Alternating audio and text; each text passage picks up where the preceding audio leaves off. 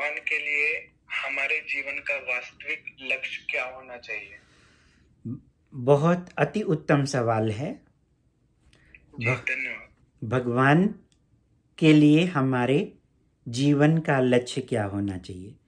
तो भगवत गीता के 18वें अध्याय के 66वें श्लोक में भगवान बोल रहे हैं, सर्वधर्म परित्याज्यम मामेकं शरणं व्रज अहम त्वाम सर्व पापेभ्यो मोक्षयिष्यामि मा शुचः।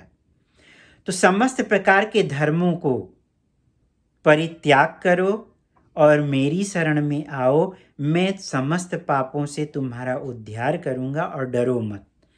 मतलब ये भगवान बता रहे हैं। तो ये हमारा जो लक्ष्य होना चाहिए एकदम क्लियर होना चाहिए कि भगवान की ये सेवा में हमें लगना है।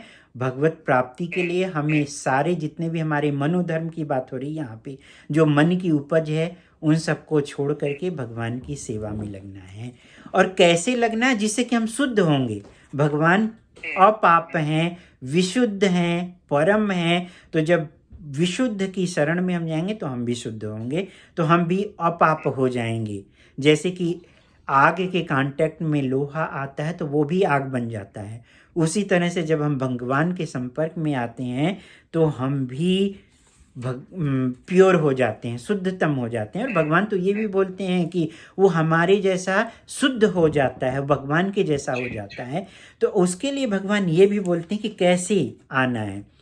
तो वो बोल रहे हैं भगवान कि मन मना भव मद भक्तो मद्याजी मम नमस्कुरु मामे वश्यसि सत्यम ते प्रतिजाने प्रियो असिते में। तो ये 18वें अध्याय के 65 श्लोक में बोल रहे हैं कि सदैव मेरा चिंतन करो, मेरे बनो, मेरी पूजा करो और मुझे नमस्कार करो। इस प्रकार तुम निश्चित रूप से मेरे पास आओगे। मैं तुम्हें वचन देता हूँ क्योंकि तुम मेरे परम मित्र हो। ये अर्जुन को बोल रहे हैं। तो भगवान का जो परम मित्र रहेगा वही भगवान की भक्ति में लग सकता है और वो आ सकता है। तो भगवान के साथ हमारा दास्य का संबंध है और हमें उसको जागृत करना है। और उसके लिए गुरु के, प्रामाणिक गुरु के और साधु और शास्त्र के निर्देशन में रह करके हमें भक्ति करनी है।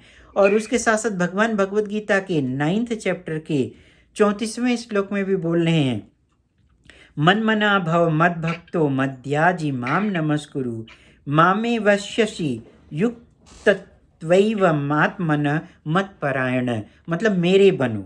यहाँ पे बोल रहे हैं अपने मन को मेरे नित्य चिंतन में लगाओ, कोशिश करनी है, लगानी है। मेरे भक्त बनो, मुझे नमस्कार करो, मेरी ही पूजा करो। इस प्रकार मुझ में पूर्णतया तल्लीन बनो।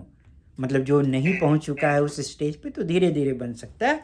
और इस तरह से तुम जो है मुझको प्राप्त कर सकोगे। और कैसे करना है, कैसे ये हम मन को लगा सकते हैं, तो भगवान बता रहे हैं 26वें श्लोक में, इसी 9th चैप्टर में। वो बोल रहे हैं कि मुझे पत्रम पुष्पम फलम तोयम यो मे भक्त्या प्रयच्छति तद अहम भक्त्युत्यपहत अस्नामि प्रयत्तात्मनः।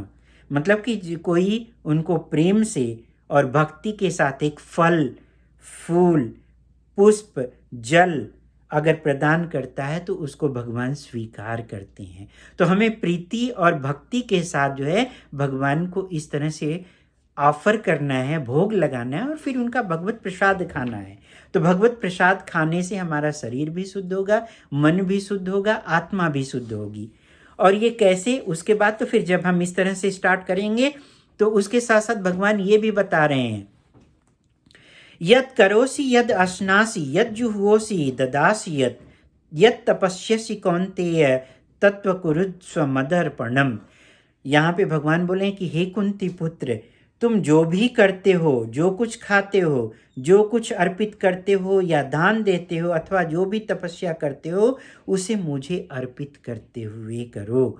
मतलब कि जो कोई उस स्टेज पे नहीं पहुंच गया है तो एटलीस्ट जो हम कर रहे हैं, करना तो सब कुछ भगवान के लिए ही है, गुरु साधु और शास्त्र के निर्देशन में। लेकिन अगर हम उस स्टेज पे नहीं हैं तो इस तरह से जो हम खा रहे हैं या जो हम तपस्या कर रहे हैं, जो दान दे रहे हैं, वो भगवान को करें, उनको अर्पित करते हुए करें। इस तरह से हम जो है भक्ति में पूर्णतया लग सकते हैं और यही हमारा लक्ष्य होना चाहिए। तो ये अलग अलग कैपेसिटी है लोगों की, अलग अलग तरह से हम जुड़ सकते हैं और लग सकते हैं। यही हमारा उद्देश्य होना चाहिए। तो हमारी रिक्वेस्ट है, क्लियर हुआ प्रभु? जी प्रभु जी। तो हमारी रिक्वेस्ट है कि जो लोग इसको देख रहे हैं, ऑनलाइन देख रहे हैं या जो यूट्यूब पे हैं, उन लोगों से रिक्वेस्ट है कि प्लीज़ आप लोग इसको सब्सक्राइब करिए और शेयर करिए अपने ग्रुप में, व्हाट्सएप ग्रुप में, मीडिया पे, ट्विटर पे और उसके साथ साथ फेसबुक पे, और लोगों को सब्सक्राइब करवाइए जो आपके फ्रेंड हैं, फैमिली हैं, इन लोगों से, ताकि अन्य लोग भी इसका फ़ायदा उठा सकें।